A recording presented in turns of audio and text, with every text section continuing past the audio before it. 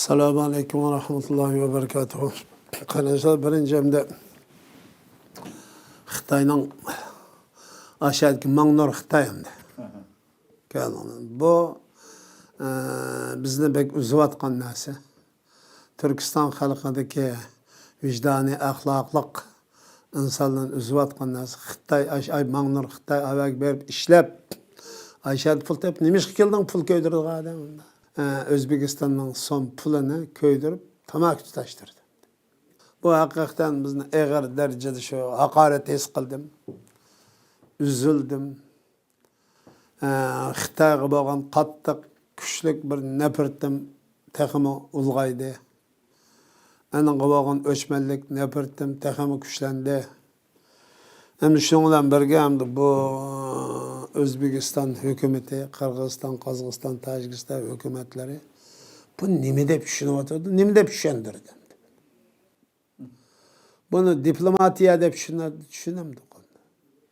Bu Türkistan halkına, Özbekistan halkına 30 milyon halkını edem qatarı kömgeldik ama Xitay'ın. Pulunu köydürüp tamak tutaştırdı degen nima degen bo'ldi endi buni?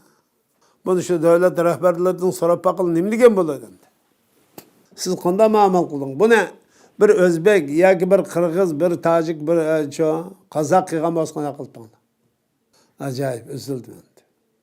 Bugün Xitayga tamamen bağlanıp ketkenlik üçün bulayotgan xatlık. Biz Xitay bo'lmasa yaşamaymiz, taraqqiy qilolmaymiz. Xitay bo'lmasa biz kuchlanmaymiz. Xitay bo'lmasa bizning ashnamiz bo'lmaydi degan mushu saxta, mushu e'tiborsiz, mushu chakanib tushib qarashning qurboni bo'lib ketdi. Bunu bir adamga nima deb izohlaydi Xitoy? Bundan ko'raylik bu Xitoyning ne kadar yüzsüz, ne kadar vicdansız, ne kadar şerefsiz, ne kadar ahlaksız, şundaq bir maxluq bo'lganligi. Bunun içinden qanda çayallının zehrinden çoğa balıqını açtığından körü olalıyız. Bu pulda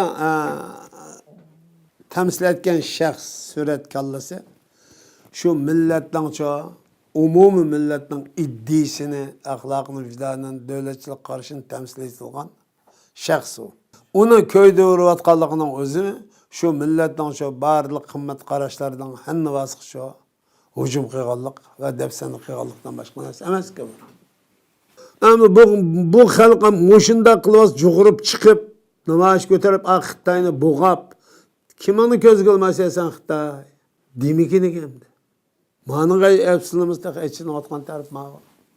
O sen bu abadan muhakineyle Mangnor Xitay, Xelender Xitay kilise, miyakil pul tepep, tirilip, edem tutsa elep, hem de kopap, bugün şu bizden umumi milletin iddisini, gururunu örüp adı, medeniyetini temsil kılıvatkan, şahs koyalgan, bu pulunu nimiş köydürürse, bu senin bu pulunu köydügellikin hemmimizden çok gururi, vicdani, ahlakı, milli ruhini, iddisini, milli turuşunu köydügellikten başka nesi emez. De bir adam itiraz bildiğim gene çoğuman. Bak neme mava. Özbekistan'da kıysa, Kırgızistan'da kıysa, Tacikistan'da, Türkmenistan'da, Türkiye'de, Azerbaycan'da kıysa nemi diyen boladı bu hamdi? Sen palançı diyen gibi bu. Sen edemez, sen gönlün pulları gemine oynayıp köydürümüz emine. Sen hiç şey mi kılamayız dağıtkan. Bunun akıdan Xitay Komünist Partiyasi'den ibaret, Xi Jinping'den ibaret bu hunpar, bu cellatdan qalliq çoğa, kolunun qalliq siyasetten çoğa, Türk aslında elip berivatqanlıqdan ibaret bir yallıqını çok köktü buradı. Xitay'dan başka hiç qandaq millet, hiç qandaq məxluq, xalqның dövlətin pulusunu köydürmeydi o. Yani köydürüş, insani edep, ahlak, qanımı qıgan oldu, xiyanet qıgan, ihanet qıgan oldu diye ona. Şuna hem de biz Xitay qıptı, ama bunu şu aşağıdaki Özbekistan qarindaşlarımız bunu kanına boğap, taşqa üstüp, söyle jürep, nima pulunu köydürse, ketçi qunda olsa, dep ana derroço çikirdin qolap çıkarış gerek ki, ana qımmaqlaq. Bu neymiş, bu nereden kelip çıkıp degan chaqning o'zida biz Xitoy bilan birga gullanamiz deyotgan. Ayda gullansa, sening g'ururing, izziting, sharping, kimliging, milliy alaylikingning hinvasini ko'ydirib, tamaki tutashtirayotgan bu maxluq orqali shu beymoqchimisan. Bu vijdon va axloqcha nimasa kambag'alchilikdan boshqa narsa emas.